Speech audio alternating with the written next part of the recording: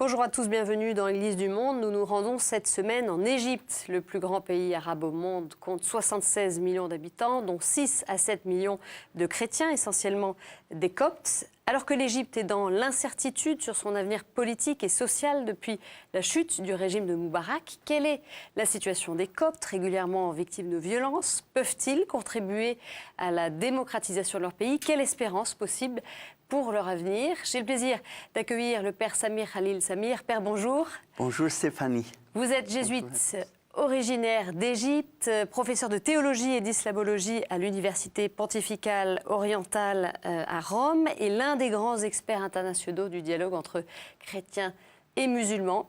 Alors il y avait de formidables espoirs lors des débuts du printemps arabe, cette soif de liberté. Aujourd'hui, il y a beaucoup de désillusion, plus de démocratie ne conduit pas forcément à un État laïque.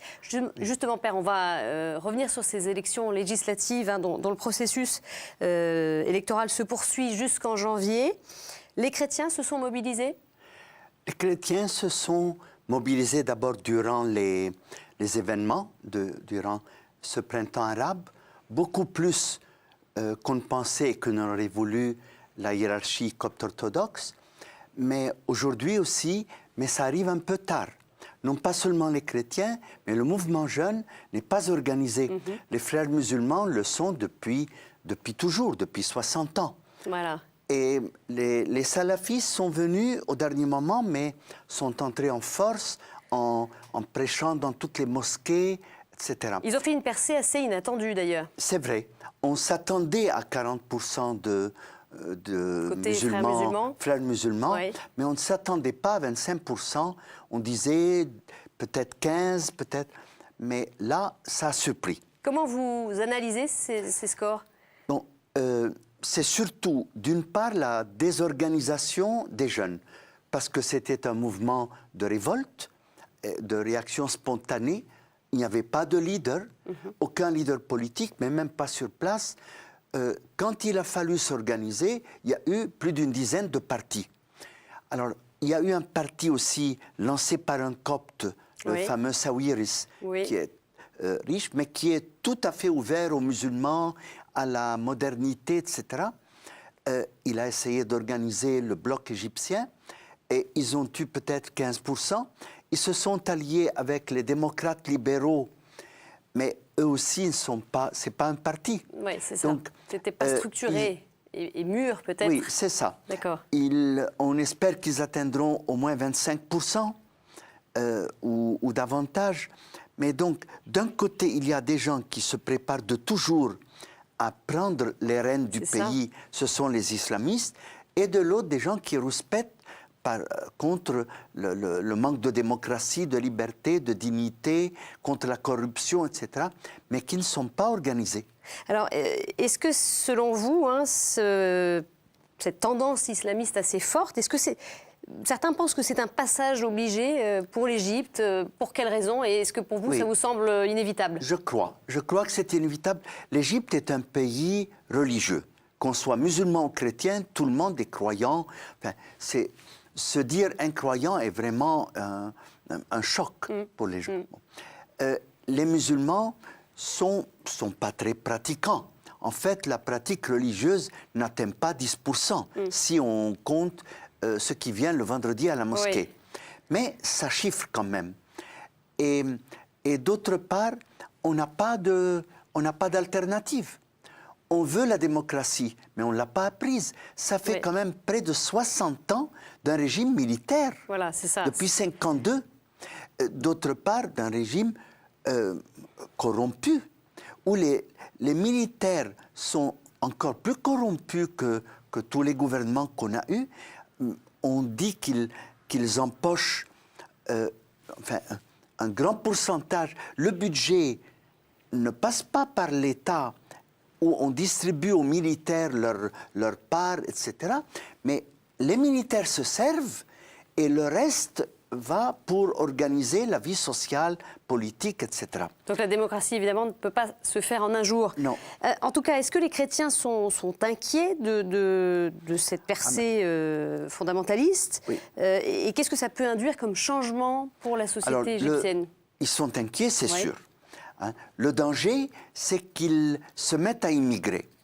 Or, à mon sens, c'est un peu prévisible qu'il faille passer par cette phase islamiste, et c'est là qu'il faut collaborer ensemble avec les plus ouverts parmi les islamistes, en l'occurrence actuellement les frères musulmans qui autrefois étaient considérés comme les plus extrémistes, mais ils sont débordés sur leur droite par les salafistes. Donc avec eux, ils ont renoncé à la violence, clairement, depuis plus de 10 ans. Ils ont déjà une expérience de la vie parlementaire, puisqu'ils étaient 88 personnes au Parlement, c'est-à-dire 19% environ. Maintenant, la question, ils vont être mis à l'épreuve, parce que c'est très bien de prêcher l'islam, que l'islam c'est la solution, c'est le slogan, n'est-ce pas? Al-Islam huwa al-hal, l'islam est la solution. Concrètement, comment vous allez résoudre les problèmes de l'économie, du chômage, des jeunes on a 10 000 problèmes. C'est là qu'on verra qu'on les attend. Alors, quel avenir faut-il espérer pour la communauté copte catholique, une communauté aujourd'hui inquiète, une minorité dans la minorité chrétienne? Je vous propose d'écouter le point de vue de sa béatitude Antonios Naguib, patriarche d'Alexandrie des coptes catholiques, interviewé il y a quelques semaines par Philippine de Saint-Pierre en marge du voyage de Benoît XVI au Bénin. Nous appelons nos fidèles à vivre ce que le Saint-Esprit nous appelle à vivre aujourd'hui comme témoignage, une présence qui, avec la grâce de Dieu, doit durer, et un témoignage d'authenticité, de fidélité à l'Évangile qui se traduit dans l'ouverture de cœur et de vie à tous nos frères et sœurs, et aussi à une reprise de l'esprit missionnaire initial de nos églises d'Orient pour d'abord le vivre à l'intérieur de nos communautés, de nos pays, la formation de nos fidèles et aussi un rayonnement à l'extérieur. Père, vous partagez le regard du patriarche copte catholique. Les chrétiens ne doivent pas fuir, ne pas se laisser enflammer par la peur? Ça, c'est sûr. Il n'y a aucun doute. Mais il faut plus. Il faut qu'ils s'engagent dans la politique, dans le social, dans tout ce qui fait, tout ce que nous demandons et ce que nous avons demandé au synode pour le Moyen-Orient, c'est d'être des citoyens et des citoyens actifs en tant que tels dans toute la vie du pays. Et ça n'est pas complètement le cas aujourd'hui? Les chrétiens sont un peu en retrait? Sont en retrait. En plus, la communauté copte catholique est 220 000 sur plus de 80 millions d'Égyptiens. Une toute petite communauté. Et donc, c'est tout petit, ça ne compte pas.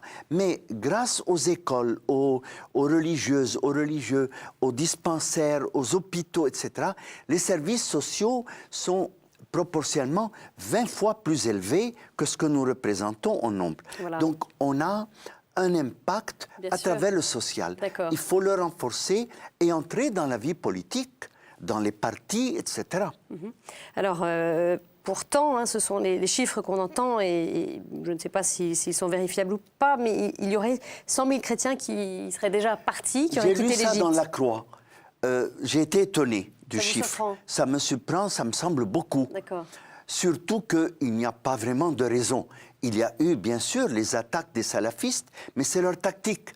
Ils attaquent brutalement une église ou deux pour effrayer, comme on a vu hier, des petites attaques en Irak pour que les chrétiens émigrent. Mais ça, c'est une tactique connue. Il ne faut pas jouer ce jeu. Oui. Vous êtes confiant, vous, dans le processus de démocratisation? Par nature, je suis optimiste. Bon. C'est une bonne chose. Et puis, je me dis, c'est ça, enfin, où nous restons pour construire notre pays. C'est notre patrie. Nous sommes là avant les musulmans, si l'on peut dire. C'est un fait. Et les musulmans sont des coptes qui sont devenus musulmans. Donc, on est tous un seul peuple. Et on veut construire notre pays qui va à la déroute et qui a pourtant les possibilités. On a découvert aussi du pétrole qu'on n'avait pas il y a 15 ans. Et il y a des possibilités économiques, on a des savants, mais tout est étouffé par une mauvaise politique.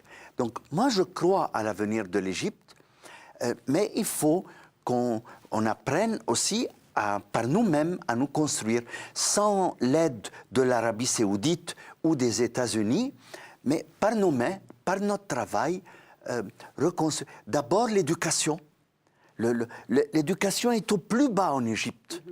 Le système éducatif, on a 40% d'analphabètes, alors que l'enseignement public, gratuit, obligatoire, remonte à 1925, à Taha Hussein.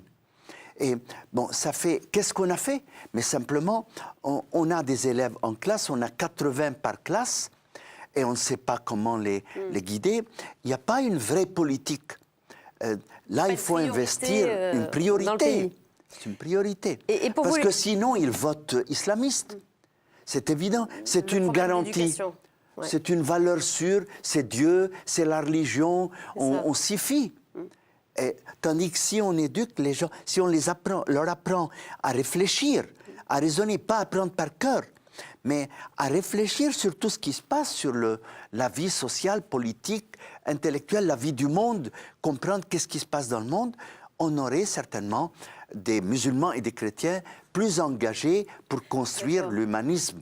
Et alors, pour vous, ces chrétiens, ils doivent s'engager davantage en politique, c'est ce que vous disiez. Ils peuvent contribuer à ce processus d'ouverture, de démocratisation? Moi, je crois, parce que nous avons plus accès à la modernité que les musulmans, par tradition. Et pour quelle raison, alors? Pour quelle raison? Bon, commencez par l'Évangile qui ne dicte pas des lois, mais donne des principes de vie.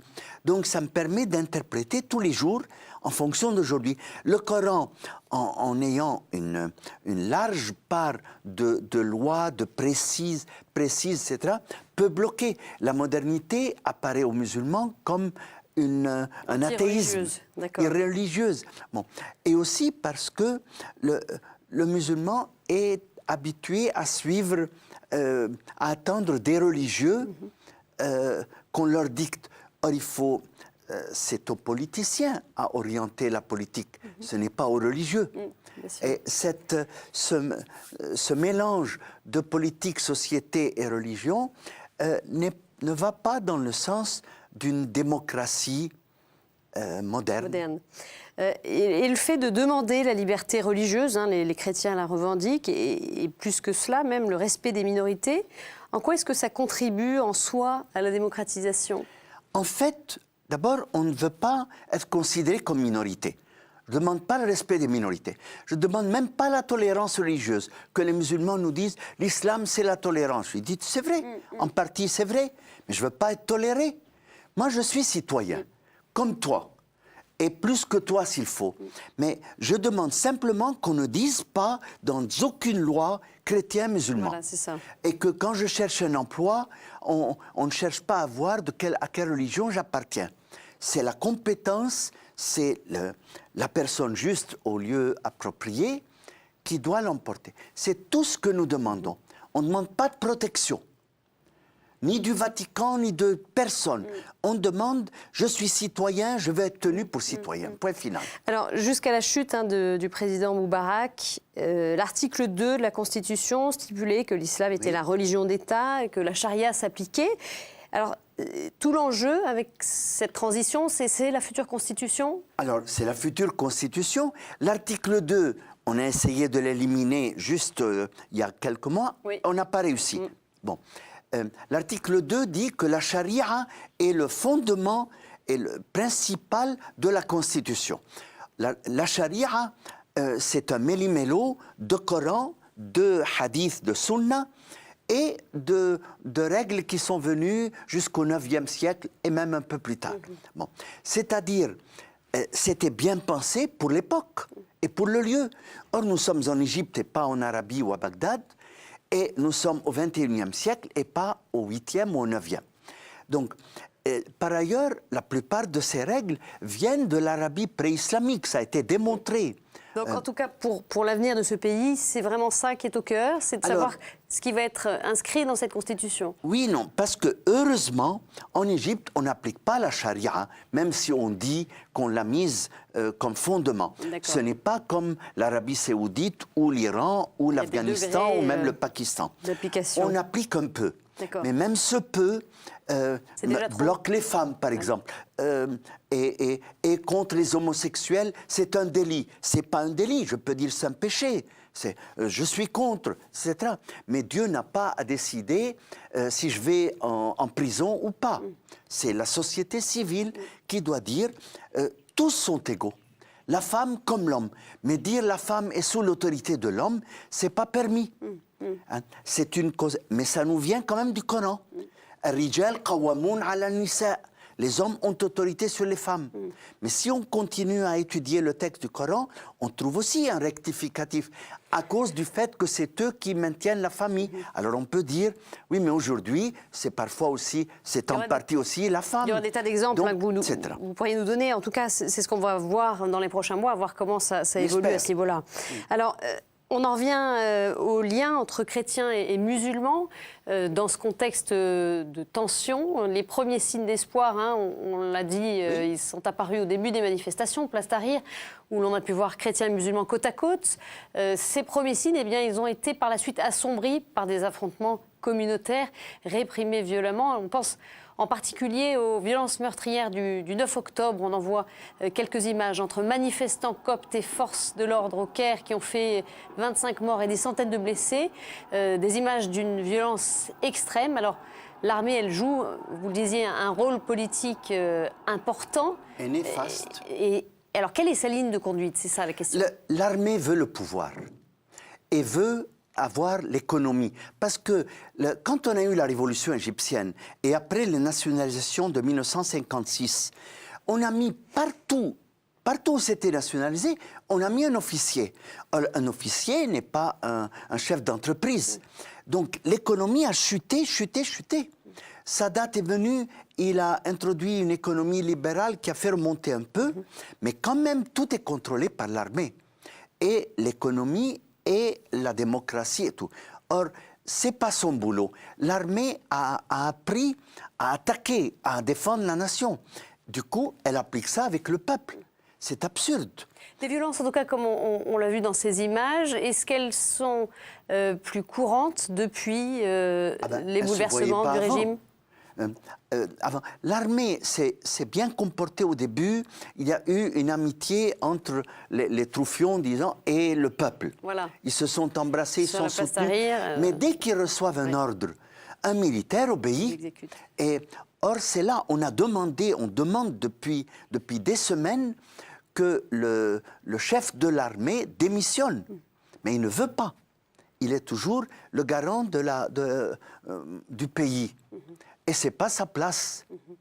Alors, 3 jours en tout cas après ces affrontements meurtriers, Benoît XVI avait, devant les fidèles réunis pour l'audience générale Place Saint-Pierre, appelé les autorités civiles et religieuses égyptiennes à protéger les minorités. On écoute ses propos. Je m'unis à la douleur des familles des victimes et de tout le peuple égyptien, déchiré par les tentatives de miner la coexistence pacifique entre ces communautés, qu'il est au contraire essentiel de sauvegarder, surtout en ce moment de transition. Alors on sait, Père, que lorsque le pape s'est exprimé envers ces coptes, après les attentats, son propos a été reçu comme une ingérence, notamment par le grand moufti de l'université d'Al-Azhar. En quoi ce printemps arabe a-t-il eu un impact sur le dialogue islamo-chrétien? Il a un impact positif en ce sens que on a vu chrétiens et musulmans vraiment main dans la main. On a repris le symbole de la révolution de 1919, à savoir le croissant avec la croix au milieu du croissant, et d'autres symboles, les évangiles et le Coran levés par des imams et des prêtres. Ça s'est passé. Maintenant, la réaction de l'Azhar est à prendre avec précaution. Il joue parfois sur 2 tableaux différents. Jusque-là, l'Azhar était sous la coupe de Moubarak et du gouvernement. Ils sont payés, c'est des fonctionnaires. Bon. Maintenant, ils veulent prendre un peu de liberté par rapport à l'État quel qu'il soit. Ils ont d'ailleurs fait une déclaration contre les islamistes pour dire que être un État, le fait qu'on soit en majorité musulmane n'entraîne pas nécessairement qu'il faille appliquer la charia dans tous ses détails, dans toute la vie commune. Donc, ils ont cherché à concilier l'un et l'autre. Mais il y a une tendance, c'est vrai, ils ont rompu les relations avant le 9 octobre. Ils ont rompu les relations en janvier, déjà. Et je me souviens, j'ai discuté avec le conseiller personnel du recteur de l'Azhar, qui avait été mon étudiant autrefois à l'université du Caire, et qui m'a dit, oui, parce que le pape s'ingère. On cherche un prétexte, dès que le pape dit quelque chose, il doit parler spiritualité. Ce n'est pas son rôle seulement, c'est de parler. La vie sociale et politique fait partie de la vie spirituelle aussi. Et alors, une question justement, quand Benoît XVI prend la parole, lance un appel à la paix, à la protection des chrétiens, quels effets concrets cela peut avoir en dehors de cette réaction Je pense que c'est signe que le pape encourage ce mouvement qui cherche la démocratie, la dignité. Ça, c'est incontestable. C'est ce que, même pour la Syrie, où c'est pourtant très délicat, le Saint-Siège l'a rappelé. Donc, il s'agit de dire, nous défendons les principes des droits de l'homme, où que ce soit, et pas seulement quand c'est des chrétiens. On les défend dans tous les pays du monde. Et je pense que c'est la bonne ligne du Saint-Siège en général depuis quelques pontificats. En tout cas, au cours d'une table ronde sur les chrétiens d'Orient qui était organisée par l'Institut français, le Centre Saint-Louis à Rome, c'était le 2 décembre, l'œuvre d'Orient avait regretté le silence dommageable de l'Occident sur les chrétiens d'Orient. Alors que peuvent-ils, que doivent-ils faire pour les soutenir? Bon. Moi, je crois qu'il faut soutenir les droits de l'homme. Là-dedans s'insèrent des groupes qui sont brimés. Les chrétiens, certainement, mais aussi les femmes, mais aussi d'autres groupes. Et dire, nous défendons la liberté. Pas la liberté religieuse seulement, la liberté de conscience. Le droit de chacun d'être athée s'il le veut, chrétien s'il le veut, ou musulman s'il le veut, ou rien du tout. Nous défendons le minimum de dignité humaine, que chacun ait droit à l'éducation, au pain quotidien, etc. C'est cette ligne sociale et politique que défend le Vatican ou que doivent défendre les gens conscients de par le monde, les démocrates. Les chrétiens entrent souvent quand ils sont des minorités dans un pays qui n'est pas démocratique. Les Baha'i entrent, mais ils sont beaucoup moins nombreux. C'est un groupement musulman.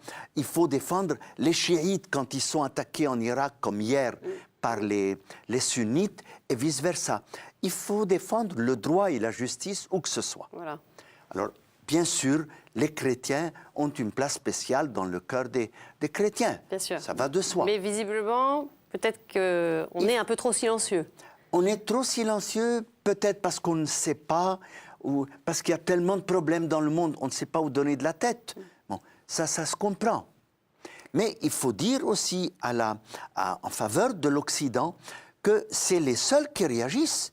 Parce que le monde africain, le monde asiatique, on ne les entend pas. Les musulmans, même, et quand est-ce qu'ils ont réagi par rapport à la Syrie? La Ligue arabe a attendu que tout l'Occident parle et hurle pour commencer à dire son mot. Il y a de la lâcheté chez nous. Et il faut dire ça aussi. En tout cas, les chrétiens en Égypte, ils peuvent librement pratiquer leur culte, vivre leur foi. Le culte, toujours. Il y a une liberté de culte, c'est ce que les musulmans appellent tolérance. Et je répète, on ne veut pas être toléré. Mais ce que nous demandons, ce n'est pas la liberté. C'est la liberté de pouvoir annoncer l'évangile, missionner, par exemple, comme font les musulmans. Je ne le ferai pas. Ce n'est pas la politique que je préconise, mais je veux dire le droit. Le droit de parler librement du Christ, de l'Évangile, comme du Coran, comme de la Bible, comme du judaïsme, comme ce que c'est. Ce droit est fondamental. Sur ce droit de la conscience, de la liberté de conscience, sont construits tous les autres droits, ou devraient l'être. Donc c'est ça qu'il faut, Alors, il faut parce garder qu'on en tête. n'atteindra pas la démocratie tant qu'on fera des exceptions. Merci beaucoup, Père Samir, d'être venu sur ce plateau à l'occasion de votre passage à Paris, nous apporter ce décryptage sur les chrétiens en Égypte. Eh bien, vous pouvez bien sûr revoir cette émission sur le site de la chaîne KTO, tv.com. Très bonne semaine à tous. Au revoir.